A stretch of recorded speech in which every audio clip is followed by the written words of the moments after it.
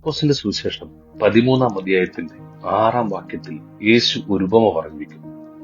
ഒരുത്തന് തന്റെ മുന്തിരിത്തോട്ടത്തിൽ നട്ടിരുന്ന ഒരു അത്തിവൃക്ഷം ഉണ്ടായിരുന്നു.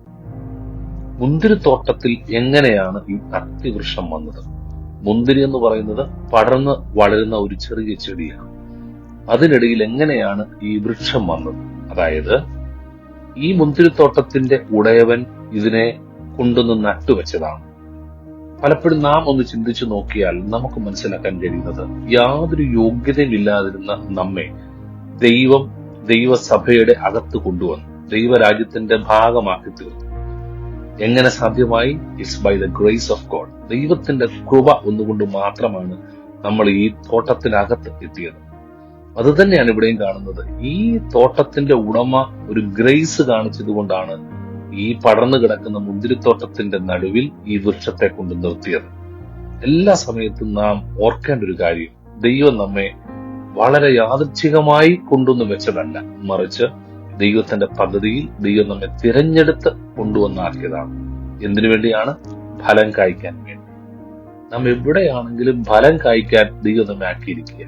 ദൈവത്തിന്റെ സ്നേഹത്തിന്റെ ആധിക്യം കൊണ്ട് അവൻ നമ്മെ ദൈവസഭയിൽ ദൈവരാജ്യത്തിന്റെ ഭാഗമായി ആക്കിയിരിക്കുന്നു. അതുകൊണ്ട് തന്നെ നാം ഫലം കായ്ക്കും. അവിടെ പറയുന്നത്, അവൻ അതിൽ ഫലം തിരഞ്ഞു വന്നു, കണ്ടില്ലാതാനും. ദൈവം നമ്മെ ആക്കിയിരിക്കുന്ന, നമുക്ക് തന്നിരിക്കുന്ന യോഗ്യത, നമ്മുടെ പൊസിഷൻ എന്താണെന്ന് മനസ്സിലാക്കുന്നതോടൊപ്പം തന്നെ നമ്മൾ എന്തിനു വേണ്ടിയാണ് ദൈവം ആക്കിയിരിക്കുന്നത് എന്ന് തിരിച്ചറിയുന്നത് ഏറ്റവും നല്ലതാണ്. ഒറ്റ വാക്കിൽ, ഫലം കായ്ക്കാൻ വേണ്ടിയാണ് ദൈവം നമ്മെ ആക്കിയിരിക്കുന്നത്. നിങ്ങളുടെ ഭവനത്തിൽ, നിങ്ങളുടെ വീട്ടിൽ ഫലം കായ്ക്കുക. ഓഫീസിലായിരിക്കുമ്പോൾ അവിടെ ഫലം കായ്ക്കുക. ജോലി സ്ഥലത്ത് ഫലം കായ്ക്കുക.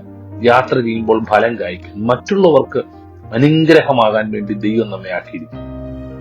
എന്ത് ഫലമാണ് കായ്ക്കേണ്ടത്? ആത്മാവിന്റെ ഫലമാണ് കായ്ക്കുന്നത്. സ്നേഹവും സന്തോഷവും സമാധാനവും ദീർഘക്ഷമയും സൗമ്യതയും പരോപകാരവും ഇന്ദ്രിയവും ഒക്കെ നമ്മുടെ ജീവിതത്തിൽ പ്രകടമായി കാണണം. അതിനുവേണ്ടി നമ്മൾ ഉത്സാഹിക്കും. അപ്പൊ ദൈവം തന്നിരിക്കുന്ന ഈ നല്ല ആയുസ് ഫലം കായ്ക്കാൻ വേണ്ടി മാറ്റിവെച്ചാൽ എത്ര നന്നായിരുന്നു.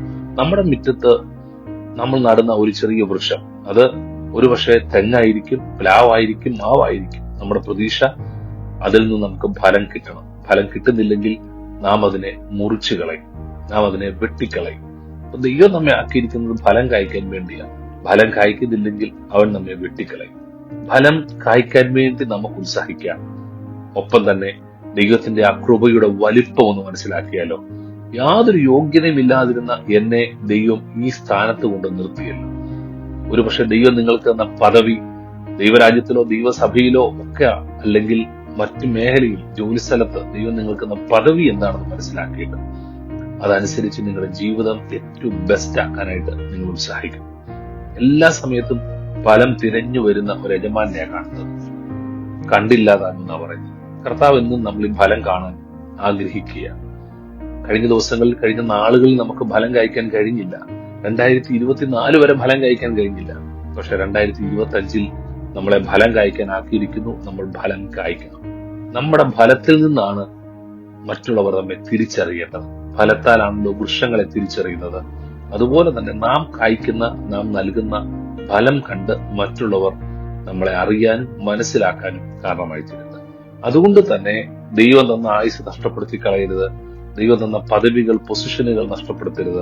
ദൈവം നിങ്ങളെ ഈ മുന്തിരിത്തോട്ടത്തിന്റെ നടുവിൽ കൊണ്ട് നട്ടിരിക്കും. ഫലം കായ്ക്കും. എന്നും ഫലം കായ്ക്കും.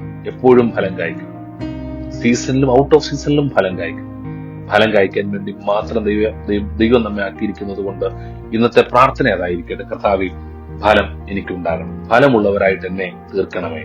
ആ പ്രാർത്ഥന നമ്മൾ ഉയരട്ടെ. ദൈവം നിങ്ങളെ കൂടുതൽ അനുഗ്രഹിക്കട്ടെ.